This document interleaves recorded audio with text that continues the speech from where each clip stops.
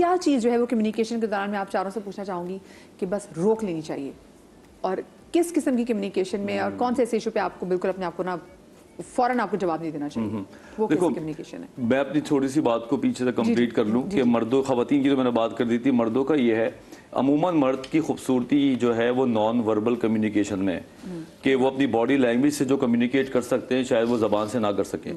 बैठना, उठना, अपनी खातून या अपने लोगों के सामने अपने आप को जेस्चर्स के, वो कहते हैं कि 93% कम्युनिकेशन जो है वो आदमी का बॉडी लैंग्वेज से निकलता है। ये लोग एक्टर्स हैं, इनको पता है कि जब डायरेक्टर कहता है कि आपने यहाँ आके इतना टाइम लेके बैठना है और बैठने के बाद आपने न्यू करना है और 3 सेकंड के बाद बोलना है, तो वो सब कम्युनिकेट हो चुका होता है। और डायलॉग तो 2 लाइनों का भी नहीं होता, लेकिन वो जो आसिफ ने परफॉर्म कर दिया है वो कम्युनिकेट हो चुका है। कभी कभी स्क्रिप्ट पे लिखा नहीं होता तो हमें टाइम थोड़ा देना होता है, एपिसोड छोटी हो रही होती है तो हम वहाँ पे जेस्चर्स दे देते हैं, है ना। तो ये देखो ना कि कम्युनिकेशन तो बॉडी लैंग्वेज में भी है। जिस मर्द को बॉडी लैंग्वेज का कम्युनिकेशन आ गया वो दुनिया को यूं करके फतह कर सकता है। लेकिन यहाँ पे जब जबानी तौर पे कम्युनिकेट करते हैं तो एग्रेशन में आते हैं, तो इसको थोड़ा सीखना पड़ेगा। दूसरा ये कि आपका सवाल दूसरा वाला क्या था, मुझे बता दें प्लीज। दूसरा वाला हम तो खुद कम्युनिकेशन में आ गए कि कम्युनिकेशन कौन सी ऐसी जगह पे जहाँ पे आपको रोक लेनी चाहिए, कौन से कोई भी कम्युनिकेट हो वहाँ पे आप रोकना जरूरी ही है। एक इंग्लिश में सेइंग है 7 habit of highly effective people book की, first seek to understand and then to be understood, कि पहले आप समझ जाएं, सुन लें। लिसनिंग मोड, लिसनिंग मोड को ऑन करना ये है 70% कम्युनिकेशन।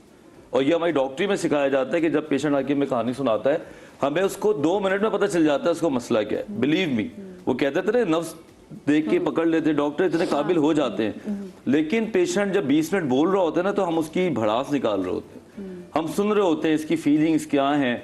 जितना वो बोलता है उतना ही हमारे अंदर समझ आती है। जब कोई आपका पार्टनर बोल रहा हो, आपसे कोई शिकायत कर रहा हो, आपके साथ बैठ के दुनियादारी कर रहा हो, आप पूरा लिसनिंग मोड को ऑन करें 5-6 मिनट और टाइम आउट करें कि 6 मिनट इसको मैंने दिए। सबसे इंपॉर्टेंट ये, अगर आपने किसी को तहम्मुल से सुन लिया ना, समझ लें कि इस खामोशी में आपका आधा कम्युनिकेशन हो गया।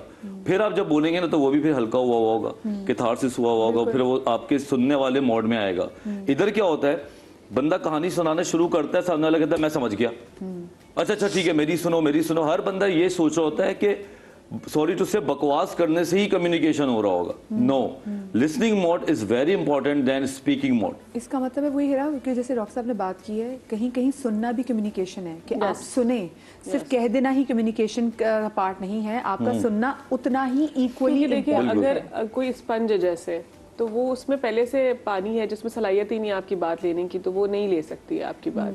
सो you have to empty that box and then refill it with your thoughts. I think this is what he is saying कि अच्छा first let him empty himself और let her empty herself whatever she has in her brain. वो कुछ भी सोचते हैं उसको empty करें एंड देन फिर आप उसको रीफिल करें। बहुत अच्छी मिसाल। अच्छा, ऑलरेडी फिल्ड चीज को नहीं फिल कर सकते ना। वजाहत ने एक बात जो पहले एग्रेशन की थी, तो मेरे माइंड में एक बात आ रही थी कि बहुत सारे घर ऐसे हैं, बहुत सारी फैमिलीज ऐसी हैं जो जिनमें मर्द हजरात जो हैं वो बहुत ज़्यादा एग्रेशन शो करते हैं। पॉजिटिव वे में शो करना एक अलग बात है कि एक इंसान की पर्सनैलिटी होती है, बात करने का तरीका होता है, लेकिन आप अपने ही घर वालों को हर वक्त जो है वो एग्रेशन शो कर रहे हो तो वो फिर कम्युनिकेशन कैसे होगी? वो होगी नहीं।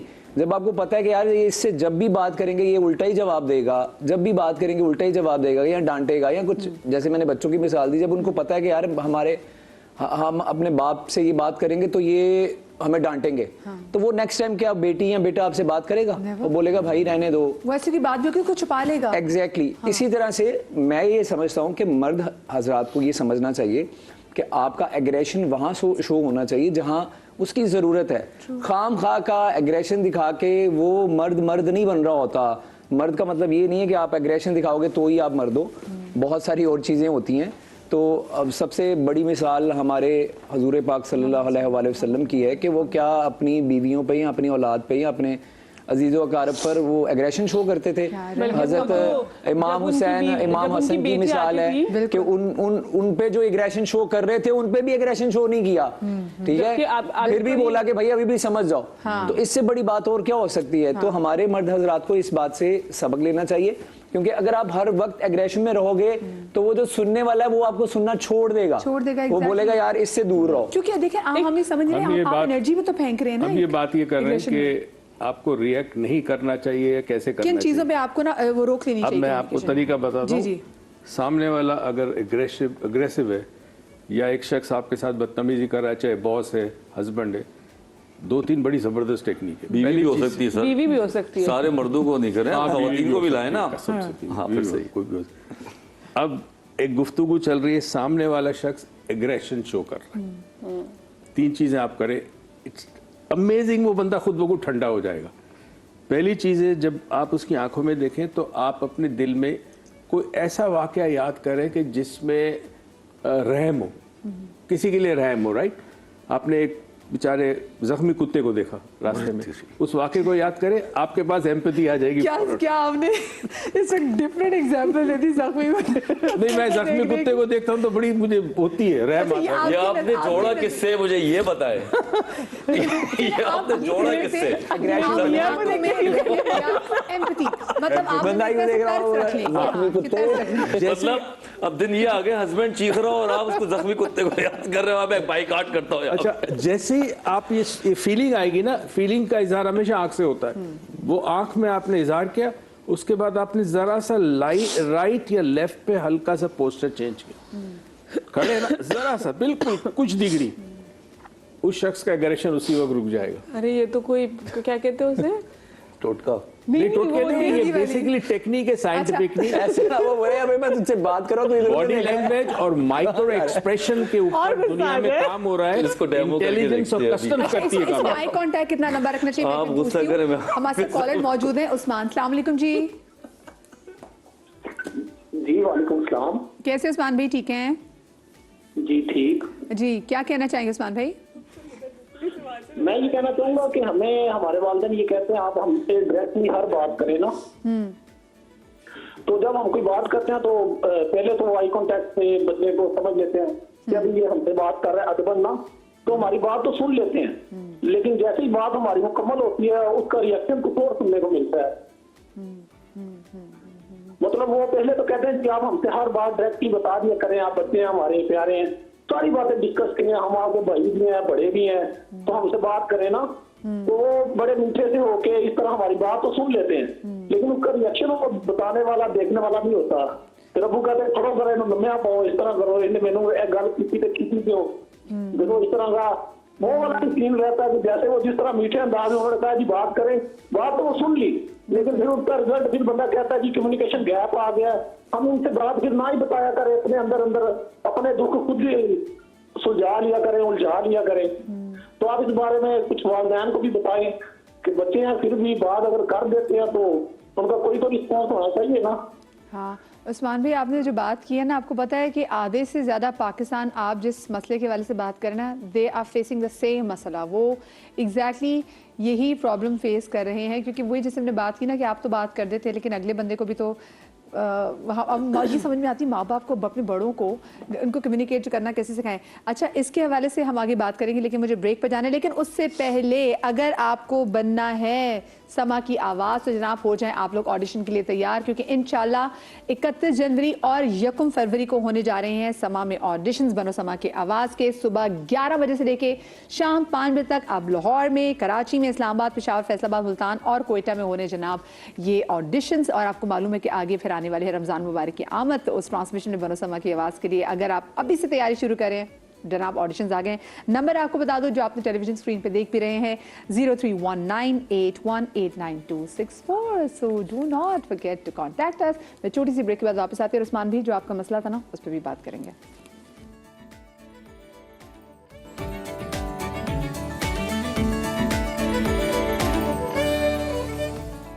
Welcome back after the break. और ब्रेक पर जाने से पहले हमें उस्मान भाई की कॉल आई थी और वो काफ़ी ज़्यादा एक उनका सही एक बड़ा जेन्युइन कंसर्न था, क्योंकि बहुत सारे बच्चे ये शिकायत करते हैं कि जब अपने माँ बाप को अपनी बात बता देते हैं तो हमारे माँ बाप हमारी बात को अंडरस्टैंड नहीं कर पाते। यू रिमेंबर हमने जहाँ पर बहुत ज़्यादा टॉक्सिक रिलेशनशिप्स के वाले से बात की थी, हमने टॉक्सिक सिबलिंग्स के वाले से बात भी की थी, और बहुत सारे पेरेंट्स उनको नहीं पता होता। अब हमने ब्रेक पे जैसे बात करते हैं और जब शो में बात करते हुए डर की कि ये ऐसा रिश्ता है कि अगर मैं इसको बोलूँ कि जी हाँ इनमें भी कहीं ना कहीं टॉक्सिसिटी आ जाती है तो लोग इसको एक्सेप्ट नहीं कर पाते।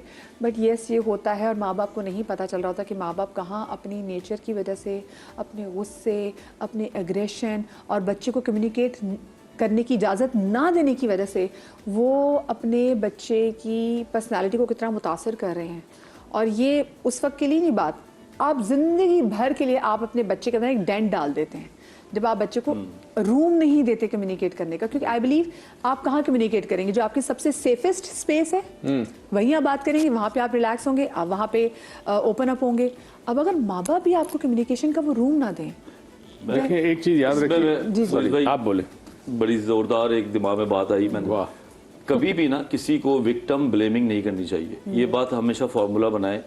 अगर मैंने आसिम पे भरोसा किया और आसिम ने मुझे धोखा दिया तो लोग मुझे ना बोलें कि तुमने आसिम पे भरोसा क्यों किया। कभी भी किसी भी रिश्ते में विक्टिम ब्लेमिंग नहीं करनी चाहिए। हमेशा याद रखें, अगर कोई बच्ची घर आके बताती है कि मुझे कोई शख्स छेड़ रहा है, तो आप उसको जो ये कहते हैं ना कि तुमने भी कुछ किया होगा, ये बहुत बड़ा ट्रॉमा आप उसके दिमाग में हमेशा के लिए डाल रहे हैं। इतनी सी छोटी सी लाइन, कभी भी कोई शख्स चाहे वो गलती पे क्यों ना हो, आके वो आपको जब बता रहे हैं ना मैंने गलती की है या मेरे साथ ये हुआ है, तो वो ये नहीं सुनना चाहता कि मुझे मशवरा दो या कोई फ्री की थेरेपी करो। वो ये अपने इमोशंस को आपके साथ शेयर करना चाहता है। और वहाँ पे सेंस जो सबकॉन्शियस माइंड है वो सिक्योरिटी लेना चाह रहा होता है कि मेरे साथ ये हुआ है तो आप मेरे साथ खड़े या नहीं खड़े। तो कभी भी कोई भी शख्स आके, खासतौर घर की बच्चियाँ लड़कियाँ जो आके बताती है ना कॉलेज की लाइफ, लड़के बता देते हैं गलती से मैंने सिगरेट पी ली और पापा मुझसे गलती हो गई, तो पापा ने 2 चमाट वहीं मार दिए, तो समझ लो कि कहानी खत्म कर दी आपने। हमेशा उस टाइम पे, फिर मैं कहता हूँ मिनट्स का खेल सारा है, 5-6 मिनट आप बच्चे को दे दें। अच्छा कैसे हुआ, कब हुआ, ओके और कुछ हुआ, ताकि बच्चे और कभी कभी तो 5-6 मिनट बहुत ज़्यादा होते हैं। मैं एक बात यहाँ पे ऐड करना चाहूँगी, और इसकी प्रैक्टिस शुरू होती है बच्चे के बिल्कुल बचपन से। जब वो कोई चीज़ अगर तोड़ता है, क्योंकि आज जब कम्युनिकेशन में गैप आता है तो फिर बच्चा झूठ की भी तरफ भी जाता है, छुपाता है, वो आपसे डर के छुपाने लग जाता है। बच्चे ने कोई ग्लास तोड़ दिया, कोई चीज़ तोड़ दी है, और माँ अगर उसको फौरन गुस्से से अप्रोच करेगी बाप, तो बच्चा डर जाएगा, फिर बोलेगा नहीं मैंने नहीं तोड़ा। फिर एक टाइम आएगा कि जिससे कोई चीज़ टूटेगी तो वो उसको आपसे छुपा के डस्टबिन में डाल देगा। बिल्कुल ऐसे आगे जाके उसकी जो प्रॉब्लम्स, मसले मसाइल भी होंगे ना, वो आपको ऐसे ही छुपा के उसको डस्टबिन में डालने की कोशिश करेगा। And not every problem can be an issue, can be dumped. ये चीजें बच्चे आगे रिलेशनशिप में गलतियां क्यों कर रहे हैं? शुरू के 3 साल में आप कर देते हैं, हाँ। उसके बाद आपको कुछ नहीं करना होता। शुरू के 3 साल में ब्रिटिश स्टडी है, सॉरी, हाँ जी, ब्रिटिश स्टडी है जो वेंट ओवर अबाउट 5 years तक वो चली। वेरी शॉकिंग कि एवरेज ब्रिटेन में बच्चा between the age of 1 to 7 वो साल में 60,000 मरतबा नो सुनता है माँ बाप से। Don't do this, you will break this, 60,000 time एक साल में। और 7 साल में बच्चे की पर्सनैलिटी कंप्लीट होने के बाद अब फिक्स हो गई। 7 साल के बाद बच्चा चेंज नहीं होता, कोई भी चेंज नहीं हो सकता अनटिल हम उसको हिप्नोसिस के जरिए चेंज करें। अब 2 वर्ड अपनी जिंदगी में या तो निकाल दें या कम से कम यूज करें। इवन बच्चे माँ बाप से जब कम्युनिकेट करें या माँ बाप बच्चे से करें, 2 वर्ड निकाल दें, एक वाई एक बट। कम्युनिकेशन में वाई और बट जब आप इस्तेमाल करते, तुमने ये काम क्यों नहीं किया, तो बेसिकली आप उसकी इंटेग्रिटी और ऑनेस्टी को डाउट कर रहे हैं। उसकी जगह आप कहें what stopped you from doing it, किस वजह से ये काम नहीं हुआ, तो आप उसकी जात को अलग निकाल रहे हैं। और अब वो बताएगा कि ये वजह थी अब्बू, ये काम नहीं, डिफेंसिव नहीं होगा। ये 2 वर्ड अगर जिंदगी में कम से कम यूज करें तो आपकी रिलेशनशिप बहुत अच्छी हो जाएगी। ये बाकी पेरेंट्स को सुनने की भी जरूरत है। हमारे साथ बलूचिस्तान से कामरान मौजूद है। अस्सलाम वालेकुम। जी वालेकुम अस्सलाम। अल्लाह का शुक्र, बिल्कुल ठीक कामरान भाई। आपके तमाम मेहमानों को मेरी तरफ से अस्सलाम वालेकुम। वालेकुम और स्पेशली ये जो नॉटी हीरो बैठे हुए हैं, एक दफा पहले भी मैंने कॉल की थी, ये बैठे हुए थे, मुझे इनका नाम भूल जाता है, इस वजह से इनको तो स्पेशल सलाम मेरा। मेरे पास तो 3 हीरोज बैठे हुए हैं। डॉक्टर, आप डॉक्टर मुइज की बात कर रहे हैं, डॉक्टर वजाहत है, आसिम बैठे हैं। मुझे लगता है नॉटी हीरो डॉक्टर मुइज है। जी वालेकुम अस्सलाम। नाम भूल जाता है। तो बात ये करनी थी कि हम 6 भाई हैं और 4 बहन। तो हम 6 भाई जब एक साथ थे, शादियां हुई 3 भाइयों की, तो घर में मतलब एक दूसरे के साथ, आपको पता है कि जब नंदे आती हैं तो एक जो बहुएं आती हैं, बीवियां, वो अलग अलग घरों से आती है। तो और एक आती है कि मेरा राज हो या वो हो। तो मैं भाइयों में सबसे बड़ा था। अभी ये 8 जनवरी को मेरी एज 41 पूरी हुई है। तो मिसाल के तौर पे उस वक्त हमारे ये झगड़े वगैरह रहते थे, तो बच्चों की वजह से, आपको पता है, क्योंकि एक घर में होते थे, तो एक की वाइफ भी एक के कान भर रही है, दूसरे की वाइफ दूसरे की, मेरी बीवी मेरे कान। तो मिसाल के तौर पे वो भाइयों के साथ हमारी सही कम्युनिकेशन वगैरह वो नहीं होती थी। फिर वालिद साहब ने ये किया कि 2 को अलग कर दिया, 1 को अपने साथ रखा। फिर इस तरह जो बाकियों की शादी जैसे करते थे, 1 को रखते थे, दूसरे को मतलब अलग कर देते थे। तो इसमें ये हुआ कि फिर हम लोग अभी जो है जब से अलग हुए हैं, मतलब ज्वाइंट फैमिली सिस्टम से निकले हैं, तो अभी हमारे जो ताल्लुकात हैं वो बहुत अच्छे हो गए। हैं, एक दूसरे के साथ अच्छे ताल्लुकात हैं, अच्छे वो हैं। और दूसरा आपको याद होगा कि मतलब इमोशंस भी इसमें आ जाते हैं। मैं वही वाला हूँ जिसने आपको एक शेर भी सुनाया था कि तुम जितने भी सजदे कर लो, उम्रे कर लो, और साल भर के रोजे भी, दिल तोड़ने वालों की बख्शिश नहीं होती। ये वो है जो जिन्होंने जिनको दोस्त ने धोखा दिया था, कुछ ऐसा था? हाँ बिल्कुल बिल्कुल। क्या मेमोरी है माशाल्लाह से आसिम। याद आ गया। हाँ आपने मैंने कहा ना उस दिन आप बैठे हुए थे। जी जी जी जी, मुझे याद आ गया, आपके शेर से याद आ गया। कामरान भी अपनी दुकान पे बैठ के शो देख रहे हैं, पहले मुझे ये बताएं, जी अपनी दुकान पे बैठ के शो देख रहे हैं आप? नहीं मैम, ऑफिस में होता हूँ। अच्छा, ऑफिस में से, नहीं, दूसरे काम में। जी जी, ऑफिस में होता हूँ, मैं चलाता हूँ। आपका प्रोग्राम तो मैं लाजमी देखता हूँ। बहुत शुक्रिया, बहुत शुक्रिया। तो आपकी वजह से ये कि जहाँ आप अपनी अपने उसमें चले जाएं, एक बड़ी ज़रूरी बाउंड्रीज, मुझे लगता है बाउंड्रीज सेट करना भी कहीं कहीं आपकी कम्युनिकेशन चाहे बाउंड्रीज सेट करने से भी बेहतर हो जाती है। Is it right? आपको लगता है? एक्चुअली मटेरियल हम कहते हैं कि इफेक्ट नहीं करता, लेकिन मटेरियल वैल्यू बहुत होती है लोगों में, और वो मटेरियल वैल्यू अनकॉन्शियस होती है। जैसे कि ये सोफ़ा मेरा है, ये कुर्सी मेरी है, या ये फ्रिज मेरा है, या इलेक्ट्रिसिटी जो यूज़ हो रही है, इसका बिल मैं दे रहा हूँ। हाँ, इसका बिल मैं दे रहा हूँ। तो घर के अंदर कहीं ना कहीं एक दूसरे से इन चीज़ों पे लोग इफेक्ट हो जाते हैं, जो कि इस्लाम में भी देखें अब ये है कि आप अलग रहिए। चूल्हा एटलीस्ट आपका, हर किसी का किचन अलग हो, ताकि खाने पीने के जो बेसिक सर्वाइवल मामलात हैं वो किसी और की फैमिली का कोई और ना देखे। मटेरियल इफेक्ट करता है जिंदगी मामले में भी पर्दा, एक तरीके से पर्दा होना चाहिए कि अच्छा किसने कितना खाया, किसने क्या पहना। तो इसलिए कहते हैं शो ऑफ भी ना करें, ज्यादा शो ऑफ भी ना करें। ये तो सोशल मीडिया का दौर है, यहाँ पे जब तक लोग शो ऑफ ना करें, लोगों को रात में नींद नहीं आती। मुझे बड़ी अच्छी चीज याद, मैं अभी तक अटका हुआ हूँ इस चीज के ऊपर, मेरे जहन में भी है कि बच्चा अपने वालिद से कम्युनिकेट कैसे करे, क्योंकि अक्सर वो बैठे हुए सर एक बात है, ठीक है, हम आपने कहा कि नो नहीं कहें, वाई नहीं कहें, नो नहीं कहें, बट एंड वाई, और वाई ना कहें, कम कर दें। जैसे आपने कहा कि बहुत सारे पेरेंट्स नो बोलते हैं बच्चों को सालाना इतनी दफा, और ये वो। द थिंग इज कि पेरेंट्स, अब आप सोचे पेरेंट्स कुछ इस तरह के होते हैं कि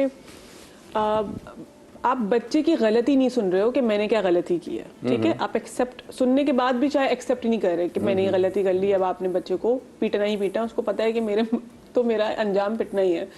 तो सोचो जब बच्चा आपको आपकी गलती बताएगा तो क्या मामला बनेगा। अच्छा, वो ये नहीं करना चाहिए। अब देखें, जब बच्चा बोले कि प्यार से ही बोले भी, अगर कि बाबा आपने मुझ पर गुस्सा किया था ना, उस वक्त मुझे अच्छा नहीं लगा, तो बाबा का रिएक्शन क्या होगा, ये रिएक्शन डिटरमिन करता है कि आपका बच्चा क्या बनेगा। किसी शख्स के जहन में अपनी बात पहुंचाने के लिए चीज इस्तेमाल होती है,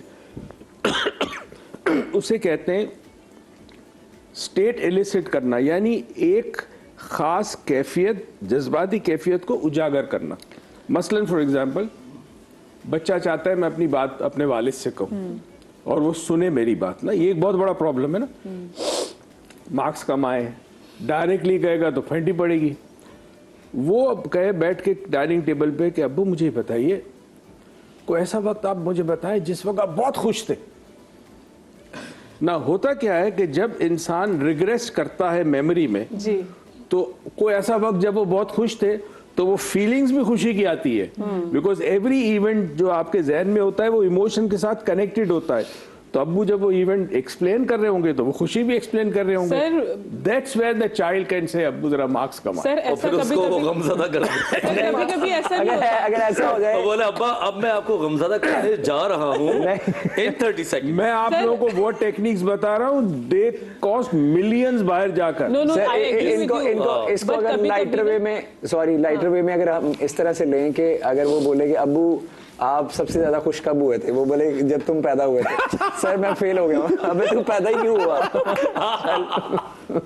लेकिन सर कभी नहीं, वो आपकी बात में समझ सीरियस नोट पे कभी कभी पेरेंट्स ये करते हैं, I know this, and parents क्या, लोग हम सब कर जाते हैं कभी कभी कि हम इमोशन को इंसान से जोड़ देते हैं कि सामने वाले इंसान को देख के मुझे क्या इमोशन आता है, वो कभी कभी बड़े स्टेगनेंट इमोशन हो जाता है, वो हटता नहीं अपनी जगह से। जैसे कहीं कि आपको रिजेंटमेंट, जैसे बहुत सारे लोग, मैं क्यों इस तरह बात कर रही हूँ, because I am a mother also, I have heard postmortem stories. कभी कभी बच्चे बुरे लगने लग जाते हैं माओ को, वो बच्चे फिर कभी अच्छे नहीं लगते, वो उनको समझ, वो माओ को समझ ही नहीं आता, वो बच्चा बेचारा कुछ भी बात करे तो मुझे क्यों गुस्सा।